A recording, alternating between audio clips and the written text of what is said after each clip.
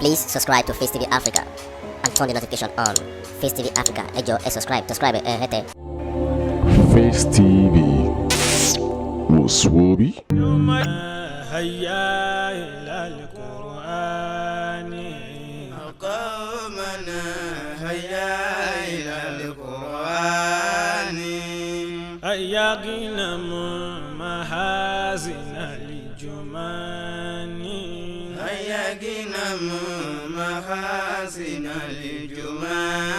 الله قرآننا نور لنا يهدينا قرآننا نور لنا يهدينا وإن تمسكنا به هدينا وإن تمسكنا به هدينا حياتكم يا معشر الإخوان حياتكم يا معشر الإخوان لتعملوا بصحبة القرآن لتعملوا بصحبة القرآن أن ينشروا لنور العالم أن ينشروا لنور العالم ولتغلبوا بعز الأيام لتغلبوا بعز الأيام يا إخوتي فذكروا القرآن يا إخوتي فذكروا القرآن إياكم أن تهملوا الفرقان إياكم أن تهملوا الفرقان قرآننا منزل الحكيم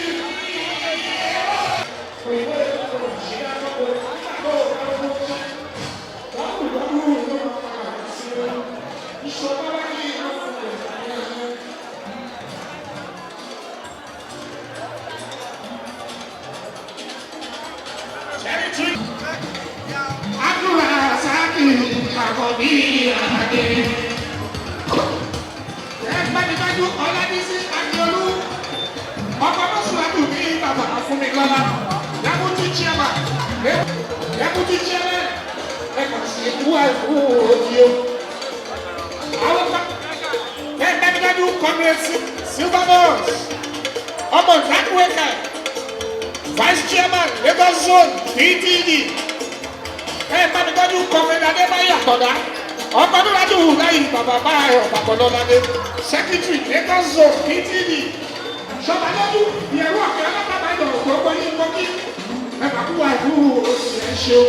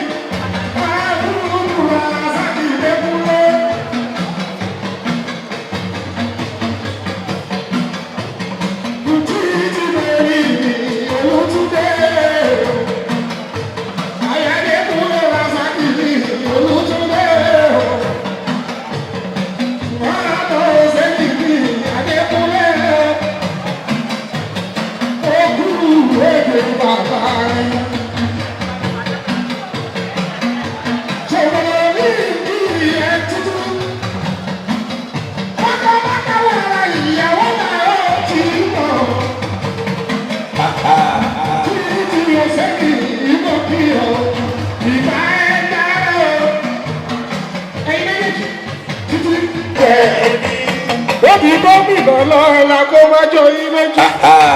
Iṣẹ́ Olúwa àwọn ọmọ yìí ni. Ayakúnlé òṣèlú, ayakúnlé òṣèlú, ayakúnlé òṣèlú, ayakúnlé òṣèlú, ayakúnlé òṣèlú, ayakúnlé òṣèlú. aṣíwájú lẹ́nìyẹ ò máa ní dọ́là rẹ̀ kò sẹ́ni ikú òdìpá ẹ̀ fún wa àmì o.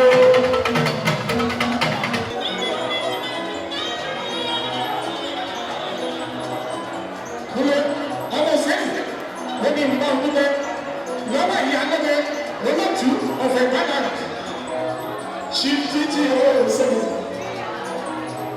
ó bá dùn báwọn kí ẹ.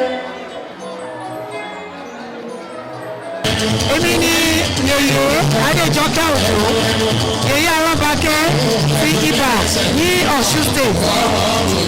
Màmá tó kú ó jẹ́ màmá ọ̀rẹ́ mi, màmá Mojísọ́lá Ṣọ̀tẹ̀. Ọ̀rẹ́ mi dáadáa ni mo jí. So bíi pé màmá mi náà ni màmá tó kú. My name is Giwa Lasa Abiola. Giwa ẹgbẹ́ Babaláṣẹ Akílẹ̀jẹ̀bú.